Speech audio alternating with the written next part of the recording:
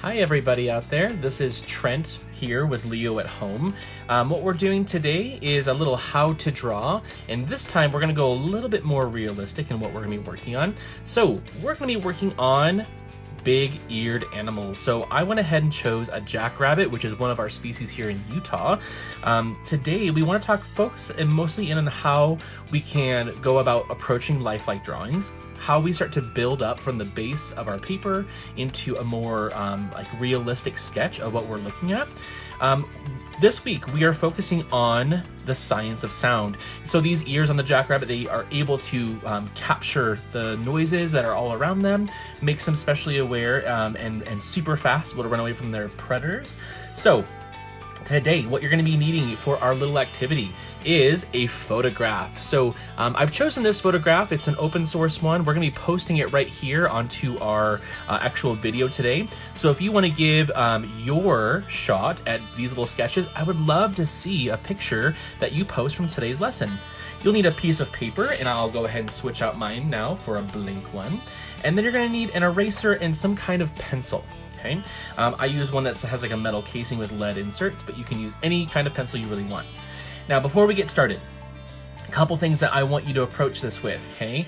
A lot of times people have anxiety about starting to draw because they feel like they're not good enough. And I gotta tell you, art doesn't have to be good for it to be worthwhile. So I really want you to focus in today on just observation, trying things out, being willing to make mistakes, because that's how we keep learning to make the right ones, okay? Also today, I want you to really loosen up. Take a few deep breaths. Here, breathe in with me. And just relax. Now, if you want to put on some nice relaxing music, I totally suggest doing that. And let's get started. Okay, so when we are starting to do a sketch here, one of my favorite things to do is start to break things down into its most basic pieces, and then you build in detail. There are some artists out there who want to go in and just start drawing in individual little hairs, and you can do that if you want, but today we're going to kind of build up from scratch, okay? So I'm going to hold my pencil like so. A lot of people like to hold it as though they're going to be writing a sentence or writing words on a page, but sketching has to be looser. You got to do something like this in order to capture the motions more fluidly, and we're not going to be doing super hard lines. Super duper light is key here, okay? Now, as I start doing this, I want to kind of start with what's in my foreground and then build into my background. Okay, so as I look here at the shape of my bunny rabbit, I can kind of see an oval, and kind of looking here, it's at the lower portion of my page, okay? So I have an oval, basic structure here, okay? Now looking at the ears, it looks like I have a little bit of a point, really long stretched. This one kind of comes out a little bit more. What's also good is for you to be spending more time looking at the image, kind of flipping back and forth and keeping your pencil super duper loose, okay? Perfect. I can start to see that there's another shape in here, okay? I'm gonna just kind of run this little line in here from the very tippy top all the way down. Okay. Now, as we're working on this, if you've never done a sketch like this before, this is definitely a learned skill. I believe that anyone can learn how to draw if they just spend the time it takes doing it, okay?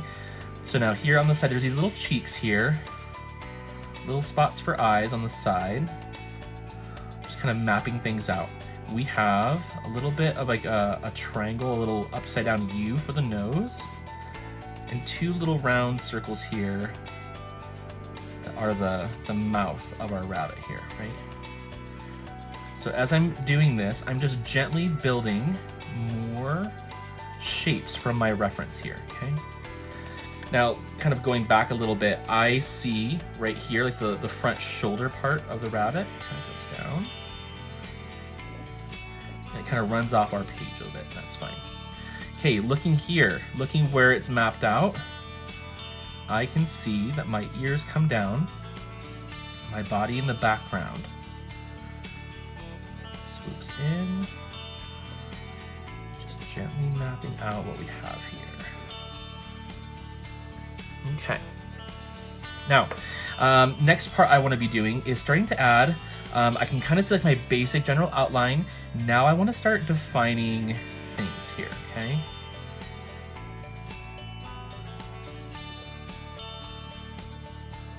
So I am just gently looking at my photograph, going back, connecting things.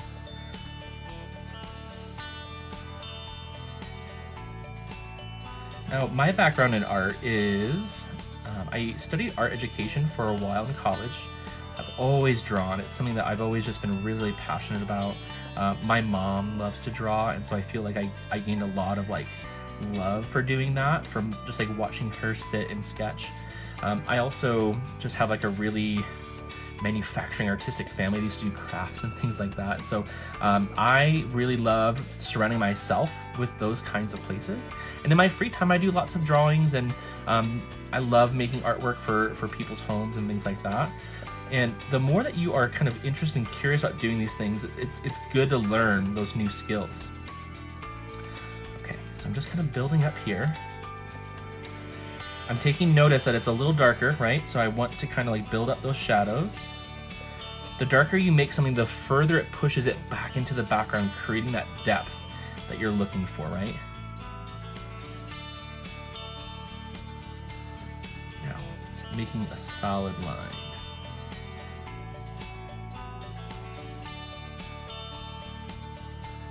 And these rabbits have amazing vision because they can see on the side of their head as well as in front of them at the same time.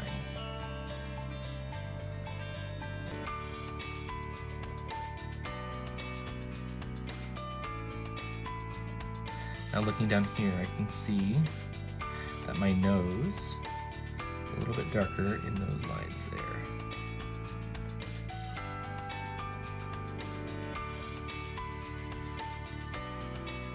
So one little bit of advice I have is like, when you start picking up a pencil and wanting to create something that's more lifelike, being really, really loose in the beginning, because you always have your eraser, right? If you go outside of where you wanted to be, you can always go back in and start to erase pieces and kind of go back in.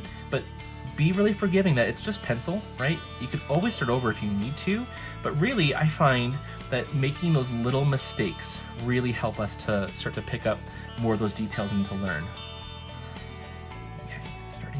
Build up more here. I know it's a lot darker on the inside, seeing that big bit of shadow. When I make this darker, it will start to create that 3D form, right? Because it pushes things back. And knowing how to build up is just practice. Building those shadows.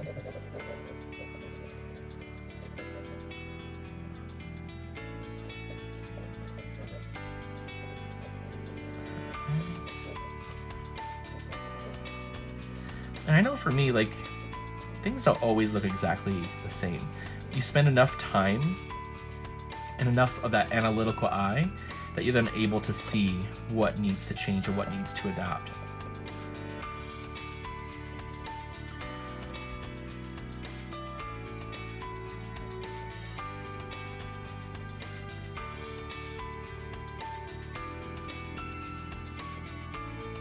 Okay, starting to see these little shapes. Something that's really helpful for me sometimes too is using these little like hash marks when trying to figure out the planes, trying to show that there's shape as well as depth at the same time. Try out new things. If it works, cool. If it doesn't, that's all right. Go back through, try again.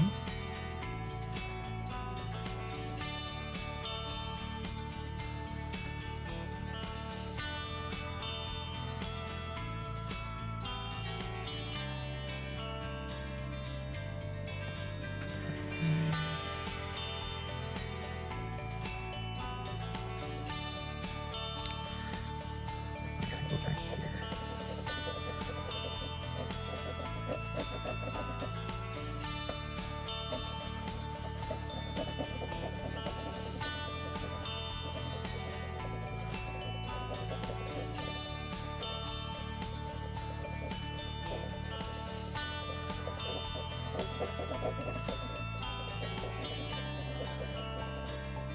of my favorite things to do is to go into a park, lay out my blanket, and just sit and just be in that sunshine and start to just draw what's around me. Observational drawing is what many great artists do. Leonardo da Vinci, in fact, who we are named after. Tons of sketchbooks, right, that he would fill in. Observational drawings, it's how he would study science, is by sitting and looking and analyzing. So we can use our scientific minds as well as our artistic creativity at the same time to be able to understand the world around us and how it works. The best minds of our time, and even before, are the ones that have used these same skill sets to be able to document their findings, their curiosity, and to come back later to.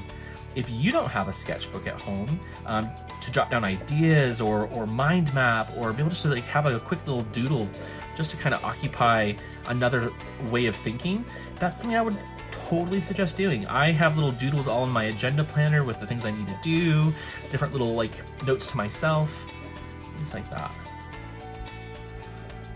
Building this up here. Now, every artist is different. We all have different approaches to how we see things, how we want to interpret onto our page. The longer we take just to add in these little bits of details helps to make things look more and more realistic.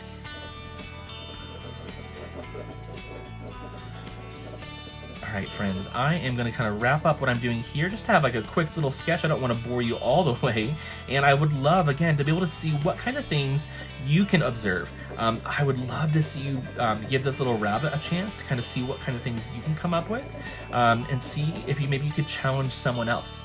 Have a little side-by-side get together, be able to enjoy each other, and see what kind of things you can come up with creatively. All right, so there's a little sketch from me to you. I hope that this was really helpful. I would love to be able to see more about what you guys are creating out there, and hope you're having a really great day. Thanks, guys.